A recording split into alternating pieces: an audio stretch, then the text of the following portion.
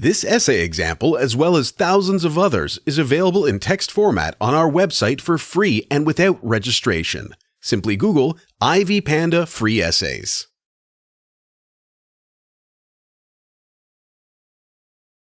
Introduction. It is hard to disagree that people's attitudes towards something new usually vary, and while some celebrate and welcome the benefits it brings, others only focus on the negative effects. One of the most contradictory scientific and societal responses is to the role smartphones, the internet, and social media, in particular, play in individuals' lives. Nowadays, it is common to see people in the subway, cafe, office, or shop staring at their phones and ignoring what is happening around them. Opinions regarding this often vary because one can concentrate on the different aspects of the situation. Overall, researchers highlight both the advantages and disadvantages of smartphones and the internet, but most tend to focus on the bright side of the situation, and I support their view. Smartphones and social interactions. The first argument opposers of frequent use of the internet and mobile phones in general provide is that they deprive people of communication with others, making them isolated and less empathetic. For example, according to Turkle, in 2015, 89% of cell phone owners said they had used their phones during the last social gathering they attended. Carr also believes that social relationships and skills suffer when people use their gadgets too often.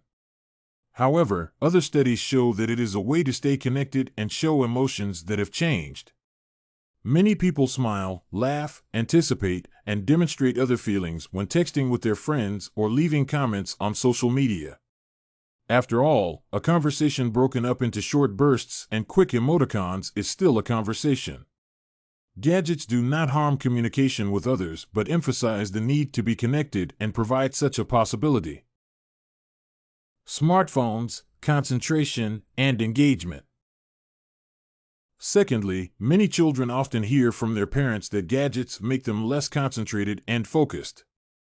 Some researchers support such an opinion. Carr indicates that when people hear their smartphone receiving a notification, even if they do not check it, their concentration, engagement, and attentiveness levels decrease severely. Turkle finds it vital to spend more time without gadgets to improve concentration levels. On the contrary, Goldsmith notices that it is rare to see a person more concentrated than someone who is reading or watching something on their device.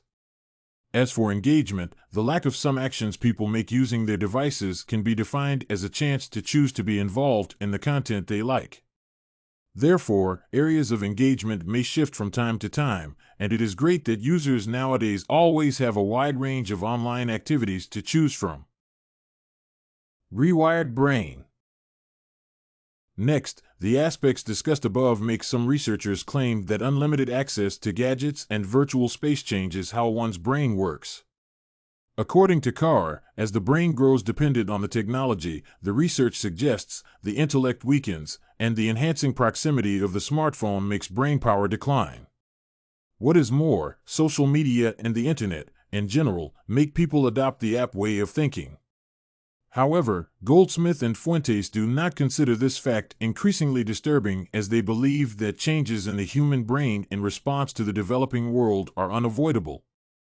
Goldsmith poses an interesting question: wouldn't it be strange if, in the midst of this digital revolution, we were still expected to use our brains in the same way we read books? Consequently, the change in thinking and analysis patterns does not necessarily mean the degradation of the human brain. Space to be real self. Finally, another aspect related to the use of gadgets that many researchers highlight is that virtual space allows people to act the way they want and be their true selves. On the one hand, such an opportunity leads to specific problems. Some users might post threats on the internet and demonstrate other aggressive behavior, showing, as some claim, humans' true nature. However, both Goldsmith and Fuentes do not think that social media and mobile devices are directly related to the growing rates of online aggression. Moreover, when accessing virtual space, many people use it to show the other part of themselves. Instead of negativity and hatred, they demonstrate cohesion, empathy, cooperation, support, and love. Therefore, talking only about aggressive online behaviors is incorrect because another, more powerful side of the situation exists.